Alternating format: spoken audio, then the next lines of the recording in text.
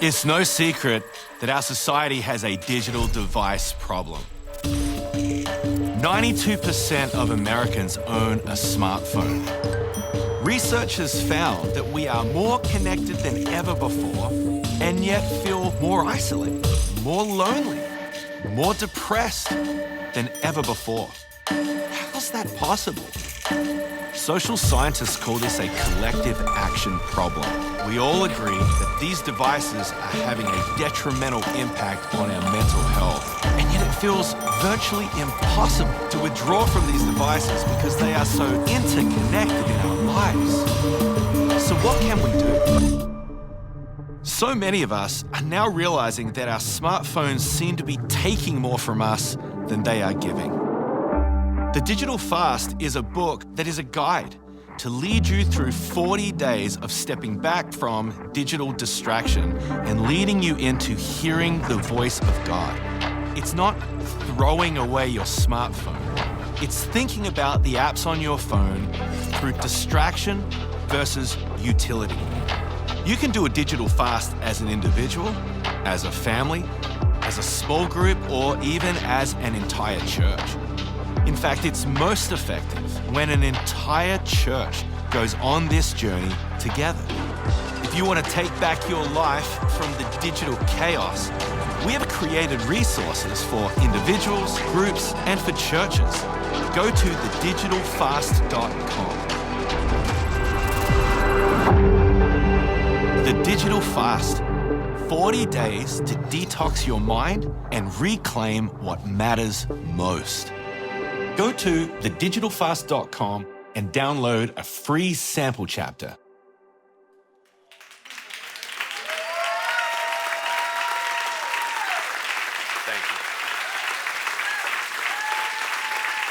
Thank you. You may be seated. Thank you. Good morning, everyone. It's so good to be here in Sacramento, and hey to everyone in San Diego as well. I love this church. My family has been blessed by the music that has come out of this church, some of the teaching that has come out of this church. Banning and CJ, I love every time I get to be around Banning. I know you love them. But what you need to know is that their peers around the country have so much respect for Banning and CJ, for their leadership. In a time where we are seeing leaders stumble and fall, we just applaud the faithfulness of leaders like Banning and CJ. Let's give them a little love.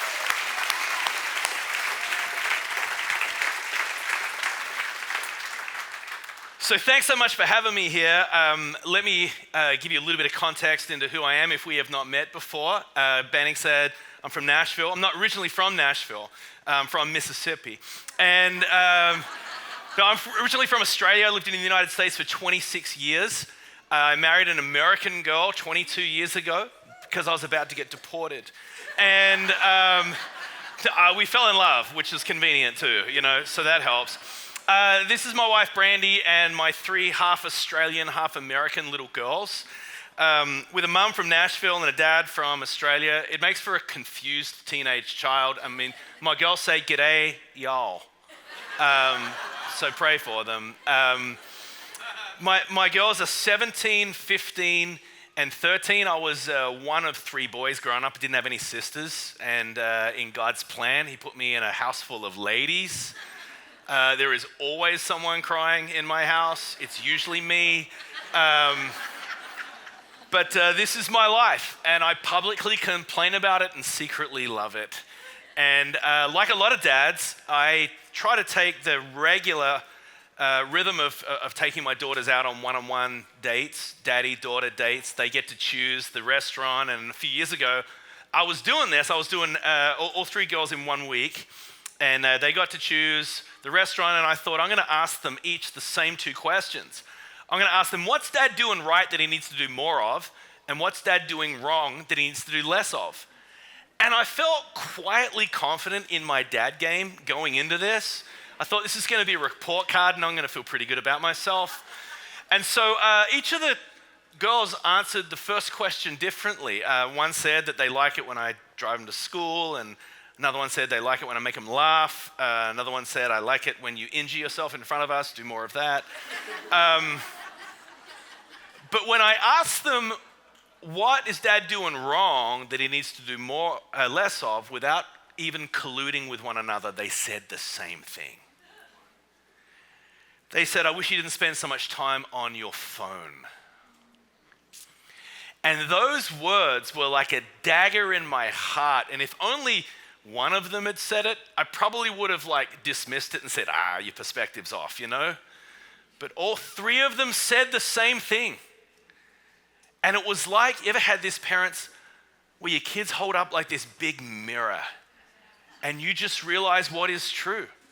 And every parent that is older than me and their kids are older than my kids, they say the same thing. They say, treasure these years, they are fleeting. They go so quick. And I just had this sense of am I exchanging the infinitely valuable with the infinitely trivial in these years? And it really, really struck me, and I really started to feel like I've got to do something about this, and it's not just me, it's like an epidemic in our church. And I have this growing concern that the way that we consume digital media, our use of smartphones and social media is having a detrimental impact on our mental health, our social health, and our spiritual health. I want to begin by reading a verse of scripture that you've probably heard before, but I want to apply it to something in perhaps an unusual way. Romans 12 verse 2 says, do not be conformed to this world, but be transformed by the renewal of your mind, that by testing you may discern what is the will of God, what is good and acceptable and perfect. Now, I want to begin with a statement. And my statement is this: I believe there has never been another piece of technology in all of human history that is more effective at conforming people to the world than the smartphone. Its sheer proximity has become like an appendage to our bodies. These devices are shaping our relationships even. The smartphone is the fastest adopted piece of technology in human history. 92% of Americans own a smartphone, and across the general population, the average daily screen time is 5 to 6 hours every day. The average daily screen time for teenagers is 7 to 9 hours a day. That is more than a full-time job, folks. And these digital devices have seeped their way into our lives. Do we have this image of the evolution of the phones here? Did anyone ever have a BlackBerry? Yeah. What was the nickname for a BlackBerry? The Crackberry, that's right. And I was looking across these going, I think I had almost all of them. The iPhone was released on June 29th of 2009. And I went by an Apple store on the day that the iPhone came out. I didn't camp out the night before, I'm not that guy. But I did go by with my wife, and I assumed that they were all going to be sold out. And I asked to see one, and then the person working at the store said, we have one available. And I knew it was a sign from God, And I looked at my wife and I said, please. And she rolled her eyes and nodded slightly, and I grabbed one and paid for it, and I held it in my hands and said, my precious. And we have been almost inseparable ever since. 17 years later, the smartphones have evolved and developed a lot. And if you stop to think about the fact that smartphones have disrupted so many industries, so many different pieces of technology. The music industry has been completely disrupted by the smartphone. So has photography, education, GPS navigation, how we consume news and the weather, how we watch videos, how we access the web or read email, how we consume social media, how we meet a potential soulmate, how we control the appliances in our homes, how we board aeroplanes or book a ride to the airport or order food or unlock the vehicles that we drive. And now all of us have a flashlight and a calculator and a video camera on us at all times. Can you believe it? It's amazing, right? And yet somehow most of us, even society at large, are starting to have this sense that these smartphones seem to be taking from us more than they're giving. Somehow it seems like the thing that we used to master is now mastering us.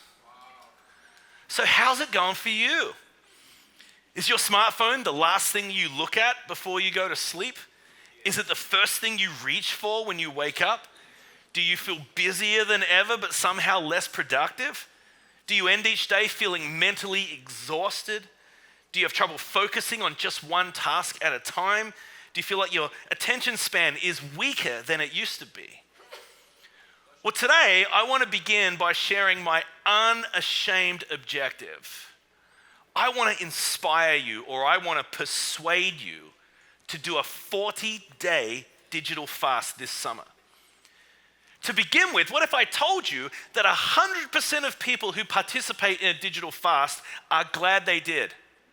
No one regrets the 4 hours of missing out on doom scrolling cat videos. No one misses this. 100% of people are glad that they did. Now, I remember when I was leading my church through this, and my church has been through this 2 times now. The first time that I did it, I was a little nervous about the whole thing. I mean, this is a weird thing for a pastor to talk about, right? Talking about your relationship with technology. I feel like I'm speaking and they're in the room going, hey bro, just teach the Bible, stay in your lane, you know? Like, what are you talking about my phone in my pocket for? And yet, this has been one of the most powerful, most transformative things that our church family has ever done. Now, you don't have to do this, of course. It's entirely up to you. We can't control you or make you do it. But I want to invite you to self-observe over these next 40 days. How will your perspective change? How will your relationships or your spiritual life change? Let me begin by saying what this is not. First of all, we are not anti-technology. We are not suggesting you throw away your smartphone. We are not suggesting you do digital fast for the rest of your life. And we're not suggesting that you abandon your work or family responsibilities for 40 days. What we are suggesting is that you take 40 days to self-observe what happens in you, your friendships, your family, maybe your children. What happens when you intentionally reduce the noise, the distractions, the notifications, the constant buzzing in your pocket? What is that going to feel like for you? Today, I want to give you 5 reasons why you should join us in the digital fast. And the first one is this: the digital fast will improve your mental health. John 10:10, you know this verse. The thief only comes to steal, kill, and destroy. And I've come that they may have life and have it to the full.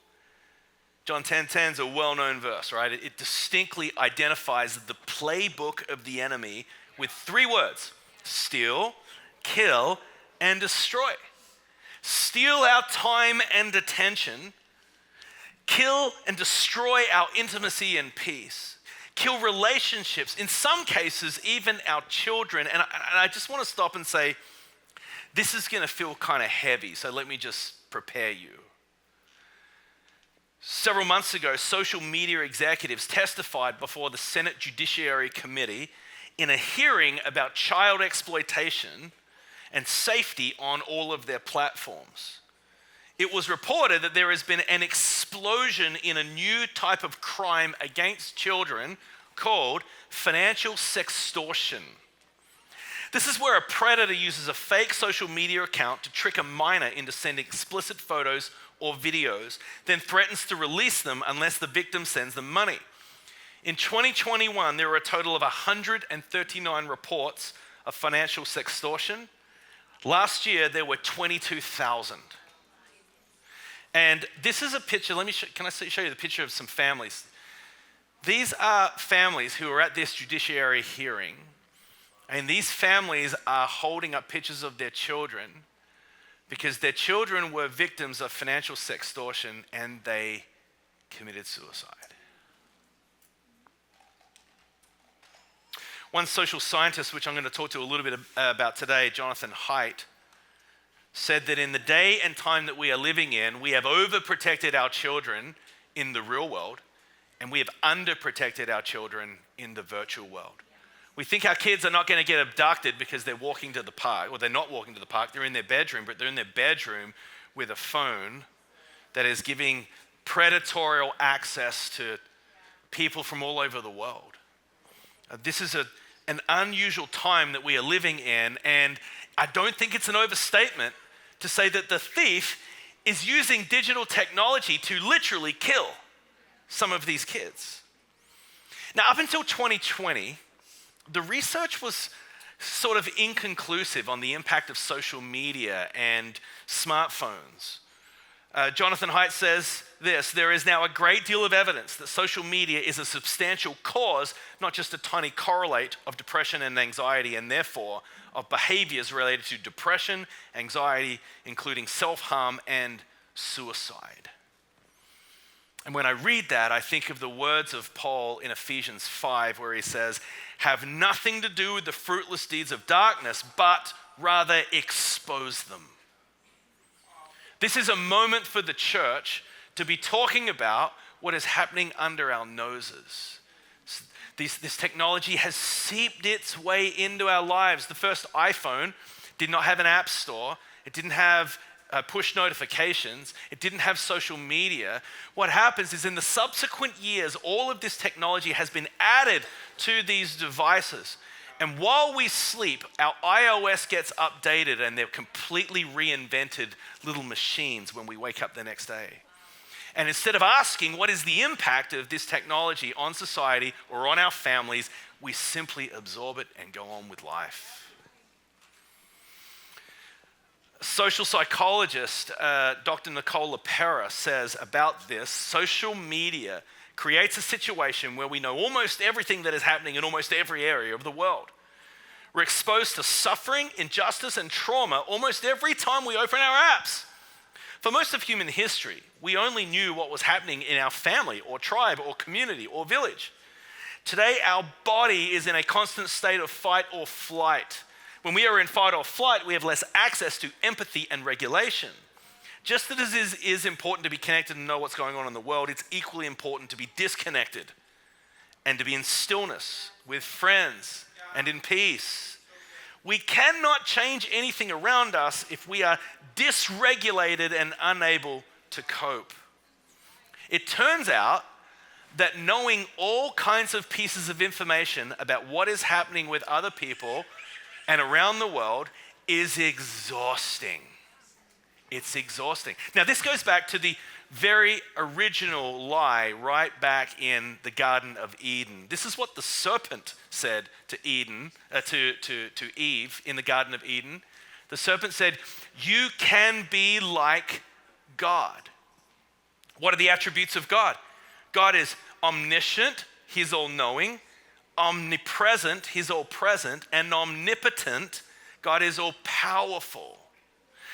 These devices, this piece of technology is simulating the three attributes of God, and how's it working out for you? Turns out it's exhausting to try and be God if you're not God. When your mind is cluttered with too much information that you have a difficult time being present. If you are managing not only what is happening here, but what is happening in other places. And when you're able to control, like magic, different devices and different things, when you're able to project a voice to thousands of people, it's exhausting trying to be God when you're not God. So the digital fast is an invitation, among other things, to get off social media for 40 days. Now, I want to warn you, if you do this, you might miss out on one of your friends' wedding anniversaries. You might miss it, right? Or you might not know what your neighbor had for dinner last night, right? Or you might not see the photograph of that family on the beach in San Diego wearing matching khakis and white shirts. You might not see some of these things. Now, we don't want to get off of social media because of FOMO. That is what? The fear of missing out. I want to propose to you that for the next 40 days, there is something better than FOMO. It's called JOMO. It is the joy of missing out. The joy of not having your minds cluttered with so much information that you can't barely process it all. It is the joy of missing out. This is an intentional plan to clear your head, to get better sleep, to reboot your nervous system, to get out of fight or flight mode, to prioritize your mental health. It's 40 days of the joy of missing out. Second reason you should join us on this is the digital fast will create more space for important relationships. You know this, but smartphones have radically shifted the way families spend time together. And if you don't believe me, go to any restaurant in America at any time, and you'll see a family sitting at a table together with their heads buried in glowing rectangles. This is not the way we were designed to be. And maybe a few years ago when you went to Starbucks and you saw everyone standing in line all staring at their smartphones, that felt a little strange. Now it doesn't even feel strange anymore. It's like wallpaper. We don't even notice it anymore. You go to the airport and 100% of people who are waiting at the gate have their heads scrolling in their phones mindlessly. This is now the society that we live in. And could this be a moment where we come up for air and say, is this the best kind of life? Is this the life that is abundant that Jesus talks about? In his book, The Anxious Generation, Jonathan Haidt defines the problem by highlighting a transition in childhood with kids. Now, up until about 2012, all of human history, childhood was a play-based childhood. And from about 2012 onward, it transitioned to what is known as a phone-based childhood.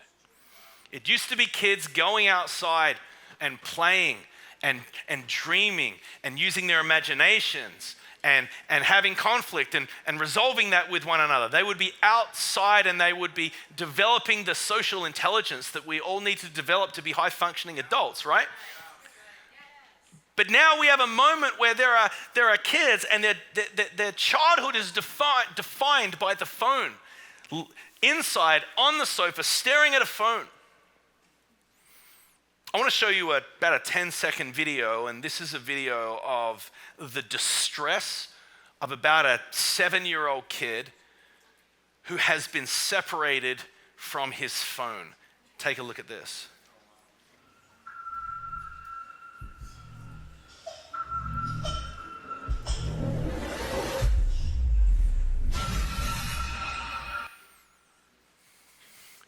These devices have such a degree of addiction. Adults have a difficult time regulating their consumption of this technology. What do we expect a 7-year-old is able to do with this? Now, these devices seep their way into our lives, as I talked about, and there was not clear research on the impact on society at large, on kids, on adults. It was just inconclusive. Up until a couple of years ago, it was completely inconclusive. So if you are a parent of teenagers who have smartphones, who are on social media, there is no shame, there is no judgment. I can tell you what I did when my daughter was old enough to do sleepovers at friends' houses or to do after-school sports. I wanted to be able to contact her. So I grabbed an old iPhone from a junk drawer in the kitchen and I fired it up and I gave her the most powerful consumer product in human history, right? Just gave it to her. I didn't know any better. But listen, folks, we know better now. There is conclusive, not just correlation between mental health and these devices, but causation. That means it is causing the mental health crisis that we find ourselves not only in the United States, but in all of the Western countries in the world where they have access to these devices. The average age for an American child to get a smartphone is 11 years old. And most parents give their kid a smartphone for the same reason I did. Their kids say, all my friends have one. And all my friends are on Snapchat and Instagram and TikTok, and I'm getting left out. I show up at school and they're all laughing about something and I don't know about it. So we don't want our kids to get left out. So we join the madness and we give our kids access to some of these devices. This, by the way, is what social scientists call a collective action problem. A collective action problem is when we all know that these devices and social media are having a detrimental impact on mental health, and yet none of us want to step back from it individually. Or you ask a teenager, then why don't you just get off social media? They'll say, I can't get off social media. All my friends are on social media. So the way to address a collective action problem is with collective action. It is with coordinated collective action.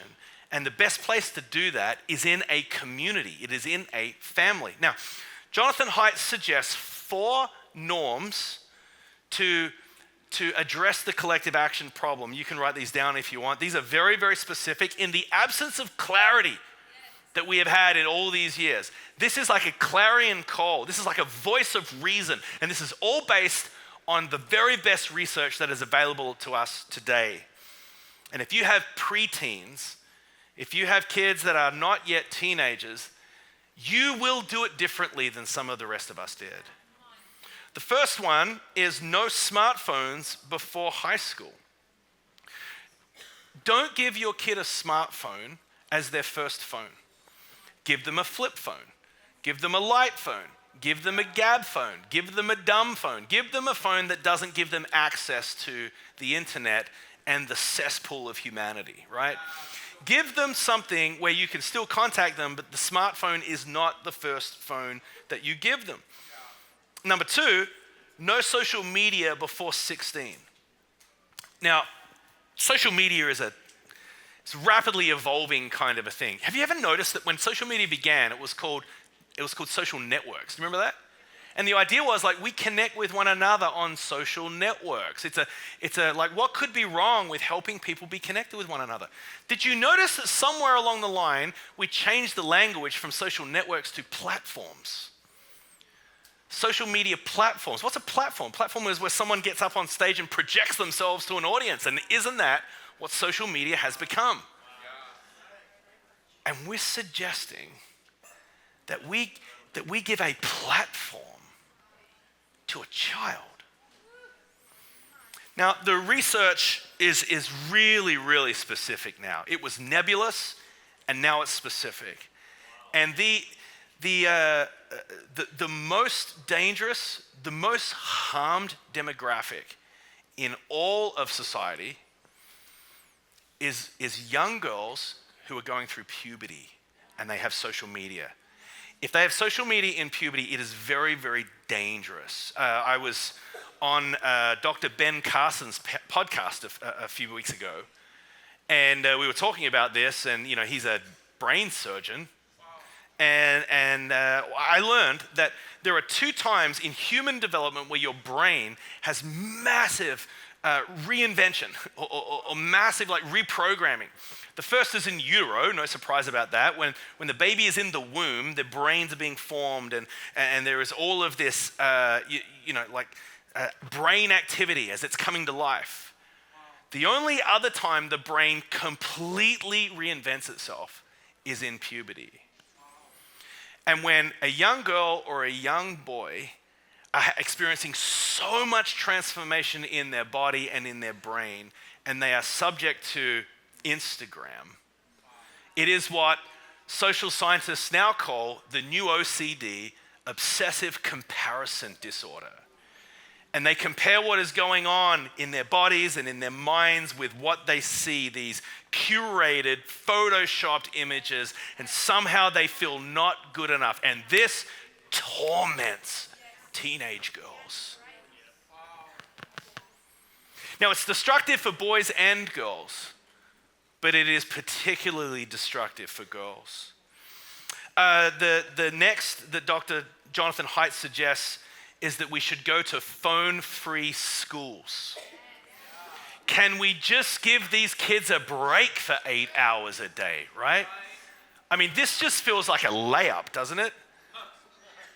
I mean, the high school cafeteria is supposed to be a place where they are developing interpersonal skills. This is a normal rite of passage for a developing, growing child. They realize, hey, when you're mean, that person doesn't like that. Maybe you should be less mean. Or when you are kind and welcoming, man, it can really change someone's day. This is all part of the natural social development. We want our kids to grow socially, to become high-functioning members of society, and yet middle schools, high schools, all over America, you go into a cafeteria and you see a sea of kids with their heads buried in a glowing rectangle. We can do better than this, can't we? This is a moment where the church can be a clarion call. Like all of society is feeling this madness. It's just seeped its way in. And I think it's time for us to call it out. Phone-free schools. I am predicting in the next 1 to 3 years, we're going to see a movement in America of schools saying, all right, it's time. We're not having smartphones in schools. You can drop it off in the morning or put it in your locker or whatever, and you can pick it up after school. But no more having it buzzing all day while you're sitting in the classroom, for goodness sake. The fourth one that he suggests is far more free play and independence. And he is suggesting that we get kids outside and we let them experience even conflict with one another and learn to resolve conflict without parents swooping on in and saying, here are the rules and what did he say and let me sort this out. Let kids have far more outside role-playing and imagination and exploration. Like this is how all of society up until now has functioned. Now, there hasn't been a lot of research up until recently. So if you are a parent and you have young teenagers and they have smartphones and social media, there is no judgment, there is no shame. This is what I did. But as a church, parents can covenant with one another. Our kids don't have smartphones before high school. They don't have social media before 16. It will be easier for young parents who have younger kids who are not yet in this era to learn from the mistakes of some of the older parents. And instead of a kid saying, but all of my friends have smartphones, you can be like, that's not actually true. We only need a segment of society to agree to do this. And then it is a legitimate alternative to simply giving smartphones to all of these kids, right? Now listen, if you're a teenager in this room or in San Diego, I know that you are probably not loving this, okay? One of the words that the Bible describes my job and Banning's job is the word shepherd. And a shepherd wants to protect. A shepherd wants to guide. A shepherd wants to defend. And we are willing to say some unpopular things in the spirit of protecting people that we love. Most full-grown adults have trouble regulating their digital consumption, let alone putting this on kids whose brains and bodies are still developing and growing. And I get this is hard.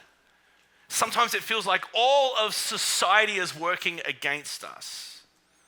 So if you are a parent and you have young teenagers and they have smartphone and they have social media, here's my advice. And this is what parents have said to me when we've led our church through this twice. They said, well, the ship has sailed. And my response to that, respectfully, is, you know ships can turn around, right?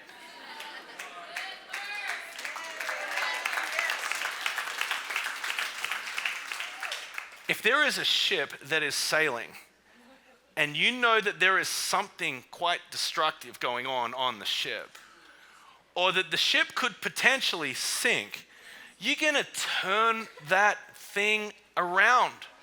So here's my very practical advice. If you are a parent and your kids have this, do a digital fast as a whole family. Just say, we're gonna take 40 days and we're all gonna step back from this, and at the end of the 40 days, revisit the conversation then.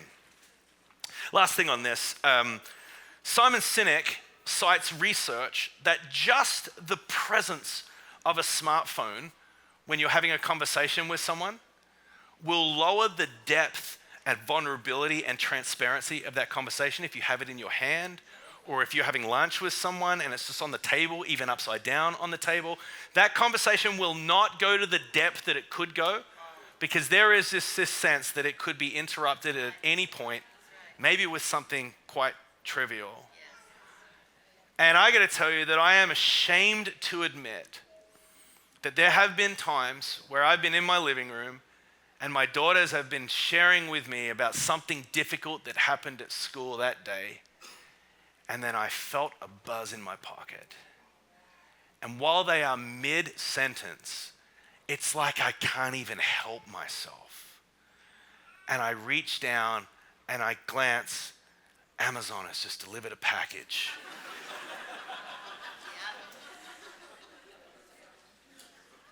And my daughter shuts down. Because she was risking sharing something with me. And I told her that whilst this is important, there's a lot of other things that are more important. So can I just say this, parents, here's a best practice. If you have a child, or you have a spouse, or you have a friend, or someone that you really love, and they say, can I talk to you about something? Do this.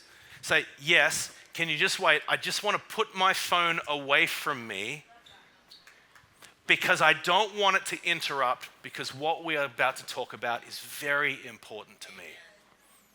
That is taking the worst practice and making it a best practice, right?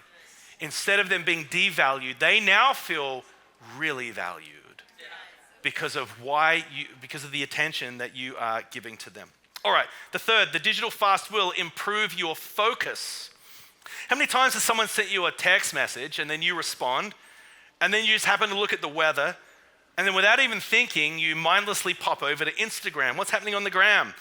And then you see a suggested reel of a mountain biker on a hilltop, and then a hang glider, and then a science experiment with a Mentos and a Coke bottle, and then a quote from Dr. Phil, and then a guitar solo, and then a magic trick with an egg, and then a scene from Seinfeld, and then the best pickleball point you've ever seen, then a quote from Elon Musk, and then an audition from America's Got Talent, and on and on and on. And then after 46 minutes, you come up for air and you think, where did that time go? Can anyone relate to this? You ever been on an airplane and someone's in front of you and you can like peer between the seats and you can see what they're scrolling, and you're just judging them in your heart? You're just kind of like, dude, you're just consuming visual junk food. What is wrong with you? And then you're like, I better get back to mine. I mean, if someone sees what you're looking at, it's kind of embarrassing, isn't it? We're like just squandering our lives away with just this junk. And it turns out that they are complex algorithms that are customized to your personality, your interests, and your weaknesses. You are being exploited. The content that shows up on your individual feed is the kind of content that most lures you. It most appeals to you. It's what you uniquely see on your feed. And we lose so much time in the black hole of this device. But it's not just time, we lose our capacity to pay attention. So few of us now have the power of sustained attention. In fact, our attention span is dropping with each passing year in the United States. Today, for the average American, the attention span is down to 8 seconds. Just for comparison, a goldfish has an attention span of 9 seconds. We are losing to goldfish. And when you are interrupted or distracted, according to one study, it takes an average of 23 minutes and 15 seconds to get back to the task. Is there any wonder we feel less productive than we've ever been? Catherine Price wrote a book called How to Break Up with Your Phone. She said this: if you wanted to invent a device that could rewire our minds, if you wanted to create a society of people who are perpetually distracted, isolated, and overtired, if you wanted to weaken our memories and damage our capacity for focus and deep thought, if you wanted to reduce empathy, encourage self-absorption, and redraw the lines of social etiquette, you'd likely end up with a smartphone. You see, smartphones are designed, social media apps are designed to operate under the same psychological principle as a slot machine. It's called the variable ratio schedule. The swipe to refresh for new content is not predictable, it's unpredictable. And that's what makes it addictive. Just like a slot machine, you don't want to walk away because the very next time could be the one where you make $1 million. So you stay there.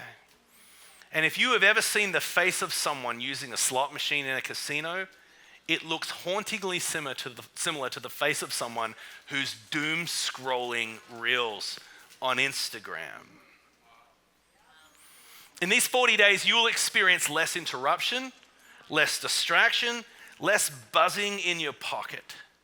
The fourth reason is the digital fast will create clarity to hear from God. This book is a 40-day guide. It will help you turn down digital distraction and turn up devotion. Fasting has always been not just abstaining, but engaging. And the call is to not just create space in your life to leave empty, but to actually fill it with spiritual practices that are going to feed your soul. The result of doing the 40-day digital fast will actually build health into your soul. And what it looks like is 4 10-day movements. The 4 10-day movements are under 4 subheadings. The first is to detach. And the first 10 days, you will experience probably some sort of withdrawal. And and I'll explain exactly what you're going to do with your phone. But you will start to grab your phone to look at it and realize there's nothing cool to look at on your phone. And you will detach from it. And doing it together is actually a really powerful journey to go on with one another.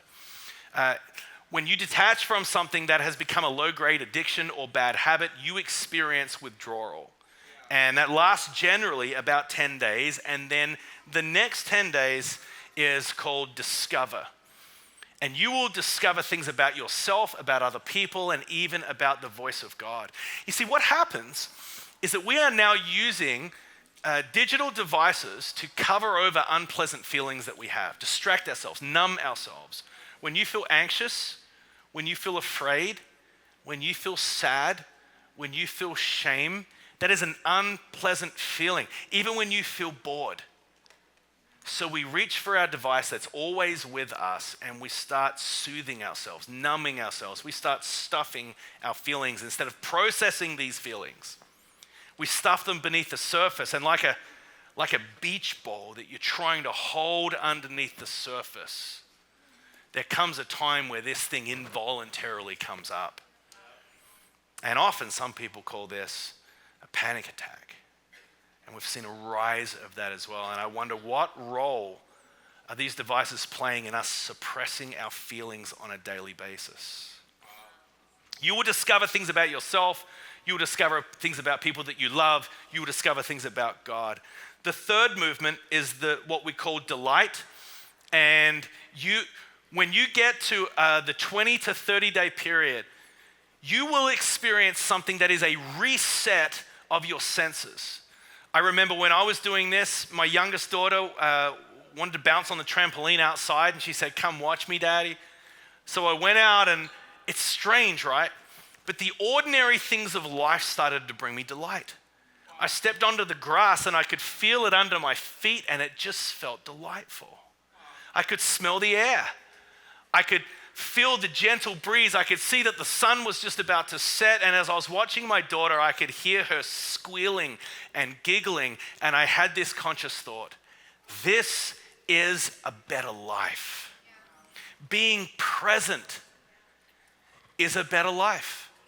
I was talking to Dr. Jonathan Haidt a couple of weeks ago, and I was telling him this, and he said, do you want to know the brain science behind this?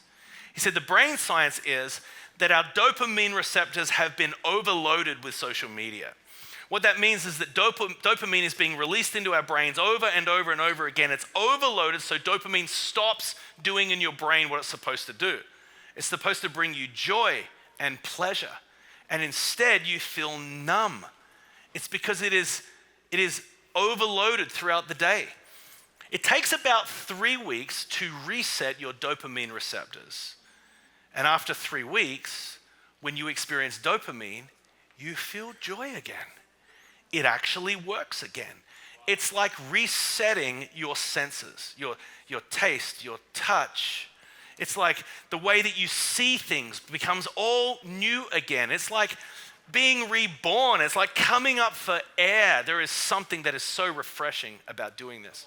The last movement is to determine, and we want to encourage you to determine what life is going to be like for you as you re-enter the digital world. What do you want that to look like? You see, distraction apps keep us in the shallows. There's a lot of funny stuff to watch online. There are reels that are entertaining, but it's visual candy. It's like junk food. And what is the impact of consuming a bunch of junk food? You feel sick. You feel bad. You feel unhealthy.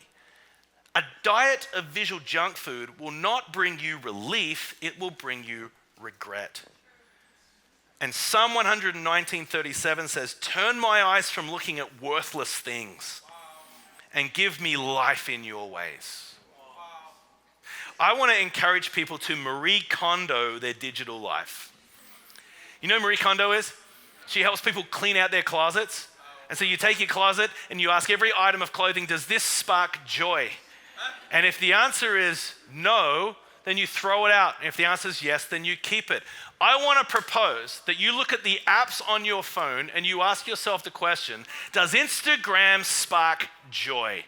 Should I put it back on my phone? Does TikTok spark joy? We've got to be asking ourselves, what do I want this to look like? Felicia Wusong, who's a university professor here in California, said, what if my antenna was always outstretched towards checking in with God as much as I am always checking my smartphone? What if I was filled with great expectancy that there would be a word for me and that I could trust that that word would not be a word that simply demanded something from me, but a word that came to nourish me? What if I knew that there was a word that revealed God's very nature waiting just for me? The last reason is the digital fast is so much easier to do in community. If I ask people, have you ever done a digital detox? Almost everyone says the same thing. No, but I need to. So my question to you, my friends, is if not now, then when? Let me describe what it actually looks like. I want to encourage you, in a nutshell, the simplest way to put this is make your smartphone dumb. Think about the apps on your phone through the lens of distraction versus utility. Get the distraction apps off your phone for 40 days. That is social media, news apps, games, YouTube, Amazon, email. Get those apps off of your phone. It is not that you can't ever go on social media, but just don't have it with you where you're checking it 67 times a day, where you pull up at the lights and you have 4.5 seconds and you just start checking out what everyone else is doing. Turn your phone into a utility device. Turn your phone into a tool again. That's like phone, text, calendar, airline apps, camera, weather. When you get on a flight, when you get on Southwest and you scan your phone, you don't then get on the plane and play with the Southwest app for the next 45 minutes, right? That's true. It's a utility app.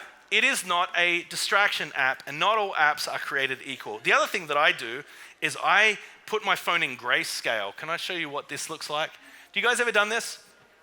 Grayscale, and you can watch a YouTube video to show you how to do it if you want. If you put your phone in grayscale, when I have my phone in grayscale, I have this conscious thought multiple times a day.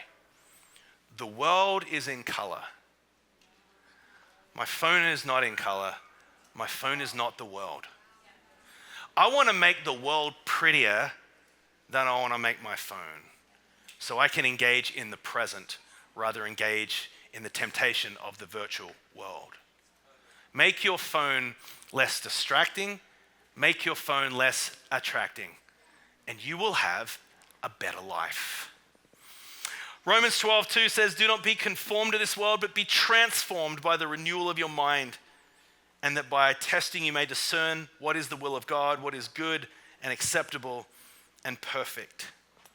I want to invite you into 40 days of the joy of missing out.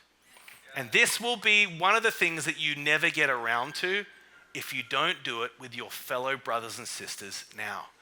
The power of this is doing it together. It's the power of it. When your kids and your kids' friends are doing it, and then the parents are doing it, and grandparents are doing it, when your small group is doing it, when we're all doing it together, we are gamifying the beauty of what it is to fast together. I want to invite you to stand. After the last service, I had a number of people say, what should I do if I make my living from social media or YouTube or whatever? Do whatever is going to work for you and adapt it for what is best for your particular situation. I would encourage you, if possible, get these apps off of your phone. And if you can engage them on a desktop or on a laptop, you just don't have the same frequency, and it creates a much healthier experience. There's got to be somewhere in the middle between addiction and Amish, right? We have got to find new, healthier ways to engage these devices. Let's pray together. God, I pray for great courage for my brothers and sisters as they step into this next 40 days. I pray that they would find beauty and joy and the presence of God. I pray that they would feel connected to one another. I pray that you would do so many beautiful and transcendent things in their hearts, in their souls, in their minds. And I pray the outcome would be greater clarity in their lives, the turning up the voice of the Holy Spirit in their ears. Would you give them guidance? Would you bless them as they do this? We offer this prayer in the name of the Father and the Son and the Holy Spirit. Amen. Thank you so much for having me, you guys.